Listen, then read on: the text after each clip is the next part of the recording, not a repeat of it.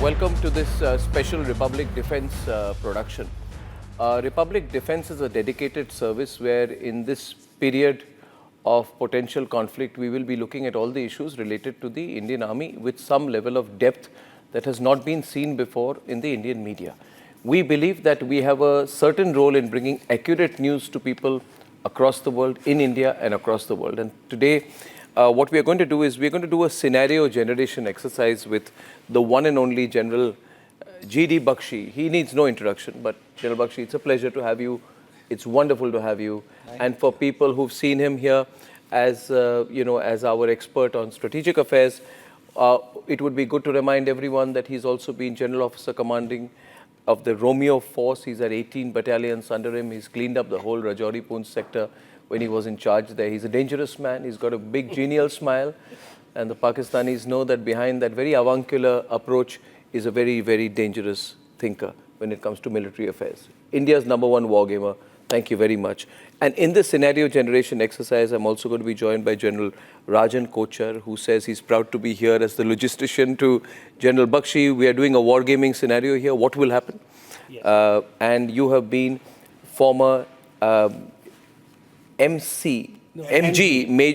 that is Major General of the Army Ordnance Corps in the Central Command. Absolutely. So you know exactly when it comes to armory, ammunition, yes, what we have, our strengths, weaknesses, absolutely, and there were strengths, weaknesses as well. Yes. So what we are doing is a very realistic scenario. Is that all right, sir? Absolutely. Shall we start? Yeah, so this is a very clear show. I'll cut the chase. Abhi situation kya hai? What's the situation right now? General Bakshi, we are waiting. I believe that we will have a conflict. We will take them on, we'll teach them a lesson. The question is how. So how do you see the situation placed right now, India versus Pakistan in military terms? So let's see the lineup of forces, Arnab. Let's see what the field is like. Yeah. It all started with the, General Asim Munir, whom we would like to call Mullah Munir. Mullah Munir. Right? He is due to retire in October this year. Correct. And he commenced his exercise for seeking an extension of 5 years from the Pakistan government by trying to create almost an Indo-Pakistan war scenario. This man, about 10 days back, gave a lunatic speech on a clash of the Hindu and the Muslim civilization in South Asia. Arnab, this man spoke of Pakistan as Riyasat-e Madina 2.0. He tried to, pontificate himself as the Khalifa of, rabid jihadi Islam in South Asia. Right. Right? Arnab, this man, after that speech, that dog whistle, we found that his terrorist minions staged a communal massacre in Pahalgam. 26 killed. The actual figure, I think if we add the foreigners, is almost about 30. We are reaching a figure of 30 killed, you see, and about 17 wounded. Right. This created outrage in India. This man had never reckoned that he could bite off more than he could chew, right? His staff is very smart. When it gets very hot in summer, they arrange for their boss a trip to Kazakhstan, cooler climes of Kazakhstan, right? He had gone there on an official visit. He had to come running back. When he came running back, Arnab, he had a meeting with his Navy and Air Chief. And the Air Chief was in panic. He told him, what a time for you to choose this adventure. The simple fact is, half my F-16s are unserviceable. They are being upgraded with the package that the Americans have given, $400 million, by the way, right? And he said, my other frontline fighters, the JF-17 Thunder, right, Arnab, half their radars are not functional. He is in panic mode. And you know what he has done now? And evidence of his panic is visible all over. He's moved all his crown jewels back.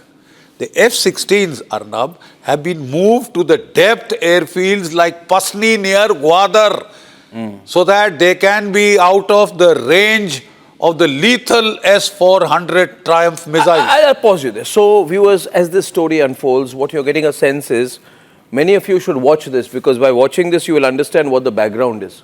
So the story goes like this. Asim Munir is going to retire. He doesn't have a job. And therefore he says, I've got to start a conflict. And he makes this Hindu-Muslim speech, a clash of civilization speech. Well, our forefathers, they thought that we are different from the Hindus in every possible aspect of life. Our religion is different. Our customs are different. Our traditions are different. Our thoughts are different. Our ambitions are different. That was the foundation of the two-nation theory that was laid there. That we are two nations. We are not one nation. So because of that, our forefathers, they struggled, mounted that incessant struggle to create this country. Our forefathers, they have sacrificed immensely, and we have sacrificed a lot for the creation of this country. He wants to be the Khalifa of an Islamic Caliphate in South Asia. Caliphate in South Asia. He has these pretensions. Then to polarize things further, he organizes the Pahalgam attack, right? And after that, he knows that India will push. This is what he wants. The Prime Minister in this situation meets Raksha Mantri, NSA, CDS, the picture is there with you, and you know he met. And then on 29th April, Prime Minister gives a free hand. He says, do what you want. Do what you want. You have full freedom.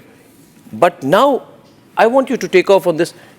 According to General Bakshi, Munir then panics, comes back from Kazakhstan and goes to the air chief, goes to the navy chief and says, are we ready? And the air chief and the navy chief tell him we are not. Now, in terms of armament, why are they saying to Asim Munir, we are not ready for the consequences of your actions? Can you explain this in armament terms? Yes. First, I will actually explain to you the Pakistan Army, the profile of their equipment. Profiling of their equipment is 45% of their equipment is of Chinese origin. 20% of their equipment is of the US origin. And a large proportion of their almost 35 to 40% of their air defense equipment is from France. Of late, last 4 to 5 years, Turkey has been a major supply point as far as their missile program, the stealth fighter program, and the drones are concerned.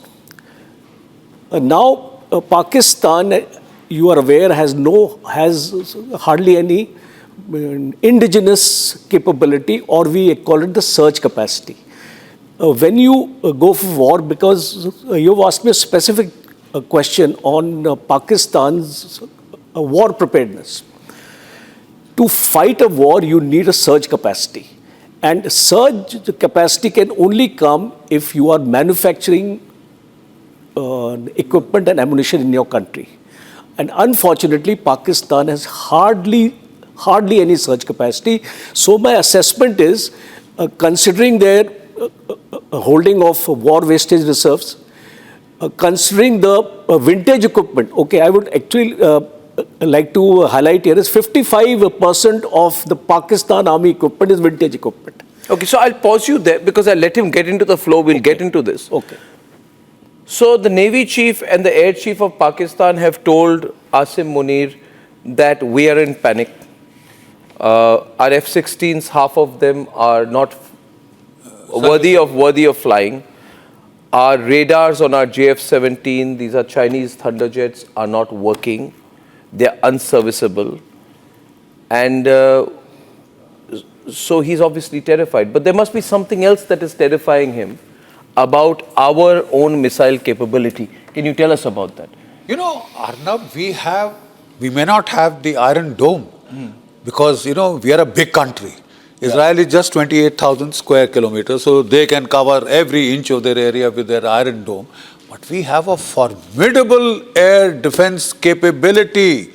We have the Russian S-400 Triumph surface-to-air missiles, which have proven to be F-16 killers in Ukraine, right? You know, Arnab, this missile can look 600 kilometers with its search radar, target acquisition radar, halfway into Afghanistan.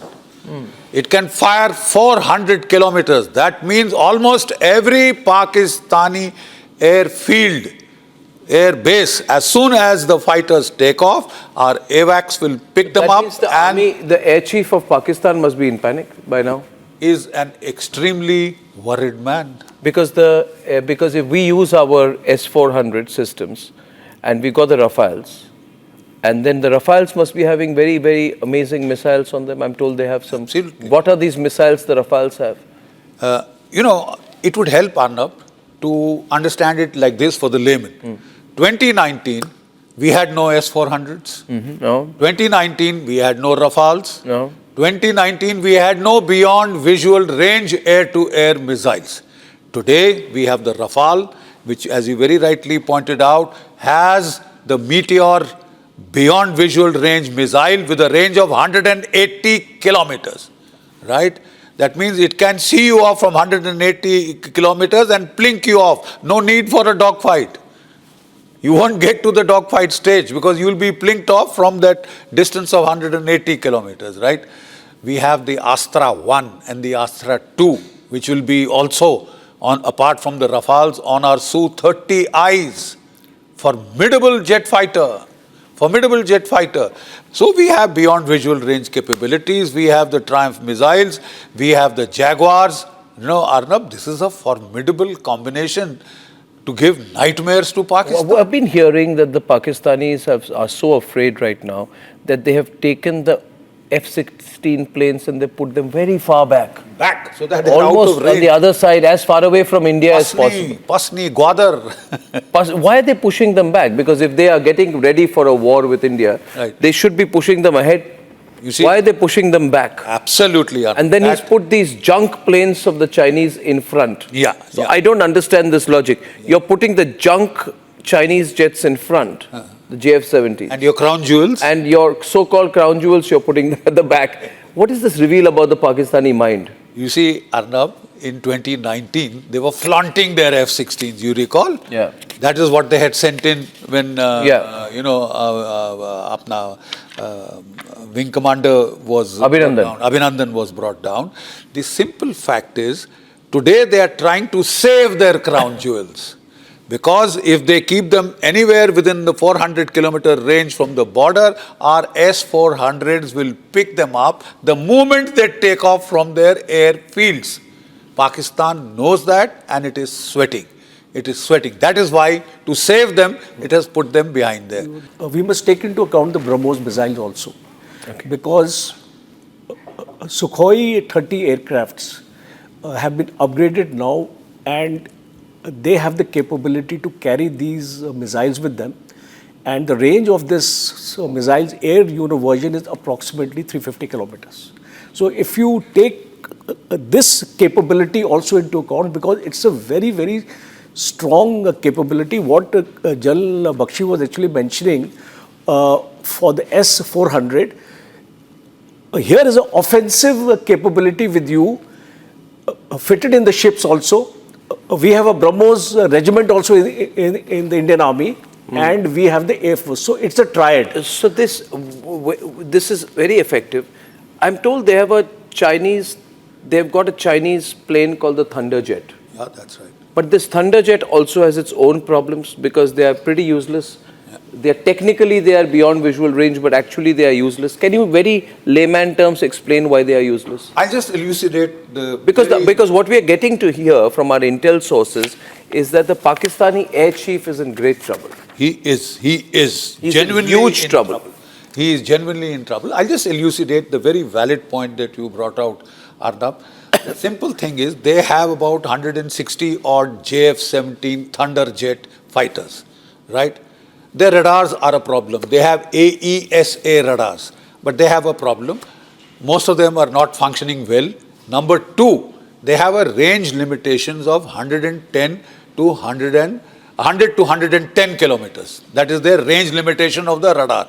Now, the Chinese have offered to them the PL-15E export version. E stands for export version of their PL-15 air-to-air missile, which actually with the Chinese has a range of 200 to 300 kilometers. But the export version given to Pakistan has a range of 145 kilometers. So that's also a junk missile then? Look, if you can't see beyond 100, maximum 110, Yes. what use is that 145 This kilometer is the range? point that the Pakistanis must understand. The reality of Pakistan must be told to the Pakistanis. You see, you have a very, very small, the Pakistani army is something else, but we have got a 1:3 proportion with them. We're a huge army, they're a small army.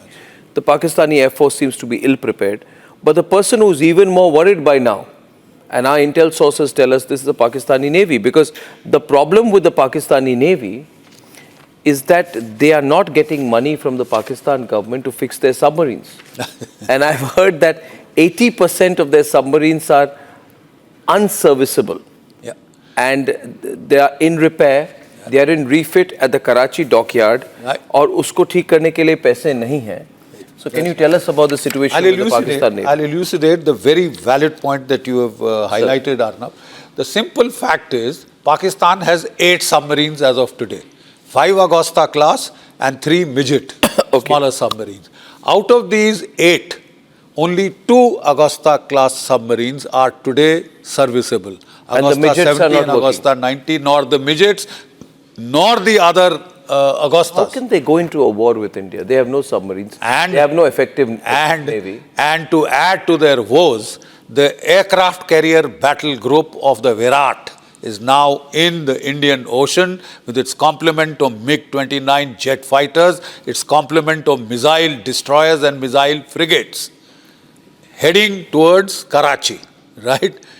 And what do they have to counter this with? Not a single service ship can stand up to this armada. Submarines. The other thing is that Pakistan does not have enough ordnance, does not have enough ammunition. Yeah. And I want to talk a little bit about this. Viewers, my information is that they had some artillery shells, 155 millimeter. They've had to give it to Ukraine under American pressure. So they don't have it. They don't have it. And we are also told that war wastage rate is 1 week. What does this mean? Simple terms, because now we are setting it out. Yeah. What does this mean by saying the war wastage rate is 7 days? See, it means that presently Pakistan Army, Air Force and Navy, if you actually combine all three as armed forces, has a capacity to wage a war not more than 7 days. Because Not what happens, more than 7. They can't withstand Indian pressure more than 7 days. because these wastage rates are based on past experience. Right. How much of ammunition is expended for one second line ammunition, as we call it, the first line, the second line. Ammunition is held in scales. Correct. The first line and the second line scales. So when we carry out the wastage of this ammunition, we, as per our holdings, we can work out that how many days of ammunition is available with us Are to you fight the saying war. in 1 week they are finished? No. Yes. 1 week they fight us and we go all out with them. And they In don't one have such week- capacity. In 1 week Yeah. they will be out of ammunition. Absolutely. Then what will they do? Because if at that rate of fire, intense rate of fire, if they actually fire this ammunition, because in a war it is going to be intense rate of fire. So there, This is see what we are establishing, viewers. Sorry to interrupt. No. You are getting today a real sense of the comparative strengths between India and Pakistan. Believe me, I am a nationalist, and I think being a nationalist means you don't undermine the enemy. Pakistan is an enemy state. They are our enemy. But we are realistic people. We want to beat them. We'll tell you the reality. And the reality also is, and General Bakshi, you must talk about this, they don't even have enough fuel. They don't. yeah. Their aviation turbine 5 fuel. days. Aviation 5 days. turbine fuel. 5 days. Absolutely. 5 is their days. capacity. Yeah. And if then the- they have to depend on resupply from abroad.